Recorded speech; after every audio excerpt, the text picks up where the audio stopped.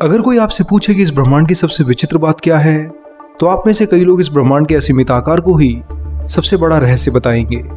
आप सही भी हैं, क्योंकि हमारा दिमाग कभी भी इस ब्रह्मांड के आकार को समझ नहीं सकता है। पर अगर मैं कहूं कि ब्रह्मांड के आकार से भी ज्यादा विचित्र चीज इस ब्रह्मांड में होती है, तो आप शायद यकीन न करें। मैं और आप और यहाँ तक कि एलियंस भी अगर हों, तो वह इस ब्रह्मांड में कभी ना तो प्रेजेंट में देख सकते हैं और ना ही फ्यूचर में देख सकते हैं। आप और मैं हमेशा कुछ ना कुछ समय पीछे का ही सुन और देख सकते हैं, यानी कि हम हमेशा पास्ट में ही जीते हैं। इसी कॉन्सेप्ट पर आज हमारी पूरी स्पेस साइंस काम कर रही है। ब्रह्मांड में टेलीस्कोप की मदद से आप जो भी ग्रह, तारा या गैलेक्सी देखते हैं, वो हमेशा पास्ट में दिखती है। हर टेलीस्कोप हमें टाइम ट्रेवल की ओर ले जाता है, पर हम फ्यूचर की जगह हमेशा पास्ट में ही जाते हैं। आखिर ऐसा क्यों होता है और क्यों हम हमेशा भूतकाल और कहीं तो पास्ट में ही रहते हैं?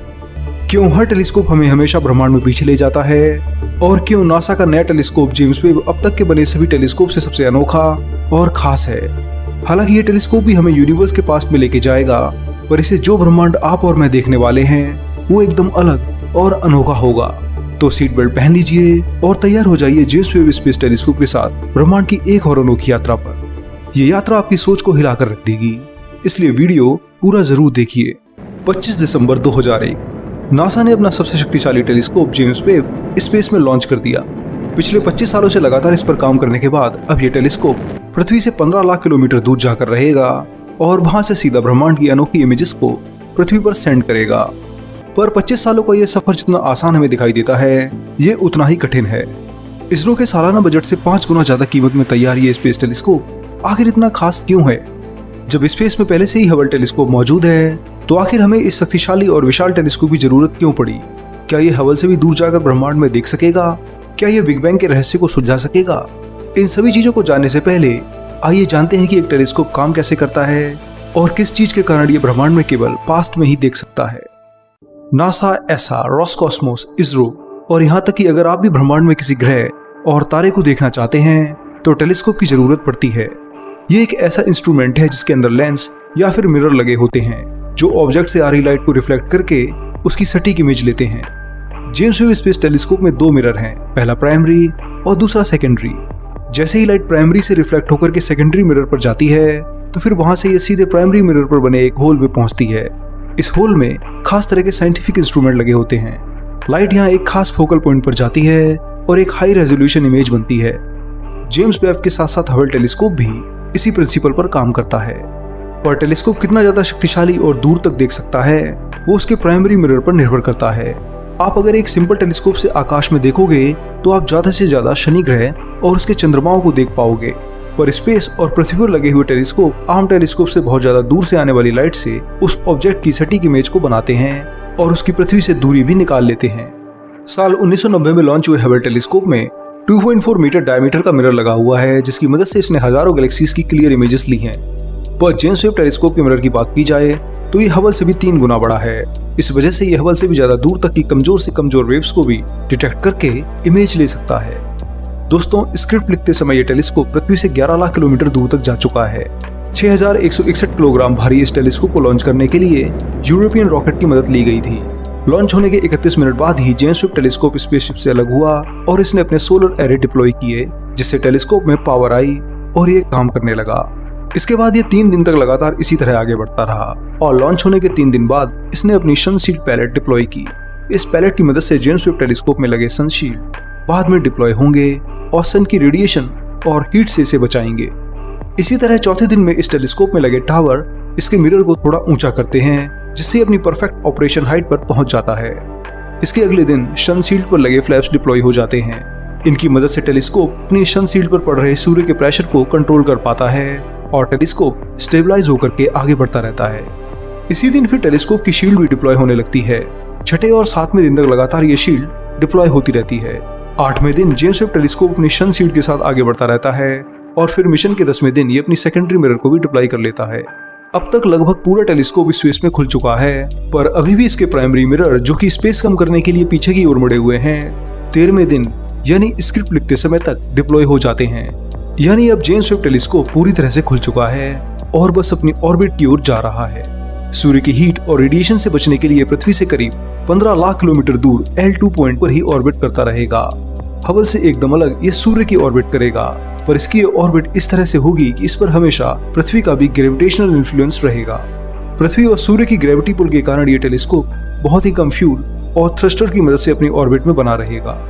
पृथ्वी से इतनी दूर ये टेलीस्कोप अपने लिमिटेड फ्यूल से ही काम कर सकता है, इसलिए वैज्ञानिकों ने इसे L2 पॉइंट में रखा है। इससे आगे की ऑर्बिट में इस टेलीस्कोप को एस्ट्रॉइड और छोटे पिंडों से टकराने का भी खतरा है, इसलिए ऑर्बिट एकदम स्टेबल है। इस ऑर्बिट में यह पृथ्वी के कारण सूर्य के खतरनाक पार्टिकल से भी बचा रहेगा।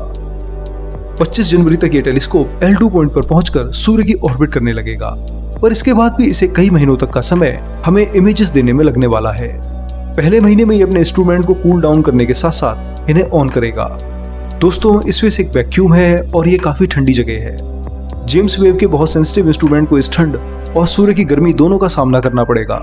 इसकी जो सतह सूर्य की ओर होगी वहां आप पानी तक गर्म कर सकते हैं, और जो सूर्य से दूर होगी वो इतनी ठंडी होगी कि आप यहाँ पर नाइट्रोजन गैस तक को लिक्विड में बदल सकते हैं।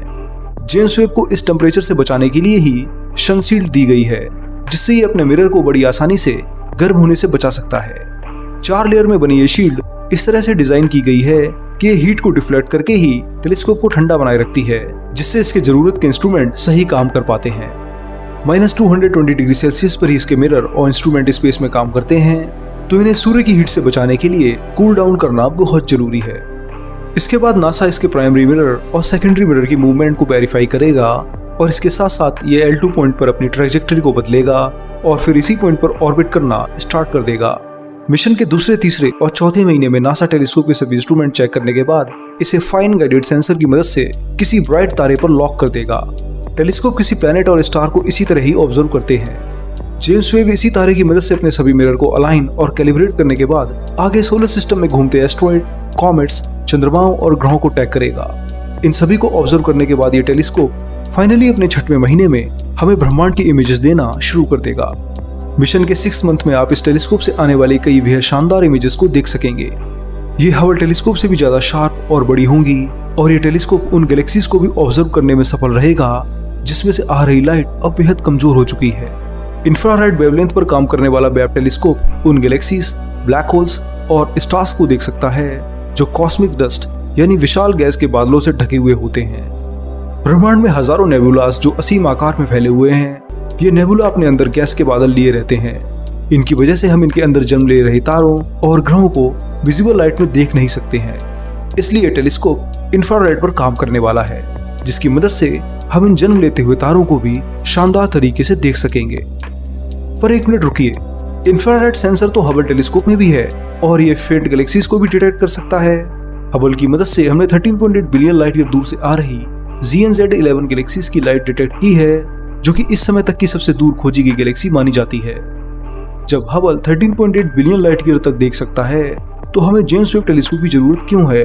हम तो इससे भी काम चला सकते हैं। तो दोस्तों, इसका सीधा उत्तर यह है कि अगर आप जितना ज्यादा दूर और जितना बेहतर देखना चाहते हैं, तो आपको उतना ही विशाल टेलीस्कोप चाहिए, और साथ में इंफ्रारेड सेंसर की भी जरूरत पड़ती है, ताकि दूर स्थित गैलेक्सी से आ रही रेड शिफ्ट वेवलेंथ को डिटेक्ट किया जा सके। अब ये रेड शिफ्ट क्या है, इसके बारे में आप हमारी हबल टेलीस्कोप की वीडियो में जान सकते हैं, जिसका लिंक मैंने डिस्क्रिप्शन में दिया है। गोल्ड कवर होने के कारण जेम्स वेब के विशाल मिरर 98% तक लाइट के फोटोन को रिफ्लेक्ट कर सकते हैं। हबल से ज्यादा बेहतर रेजोल्यूशन की इमेज कैप्चर कर सकते हैं।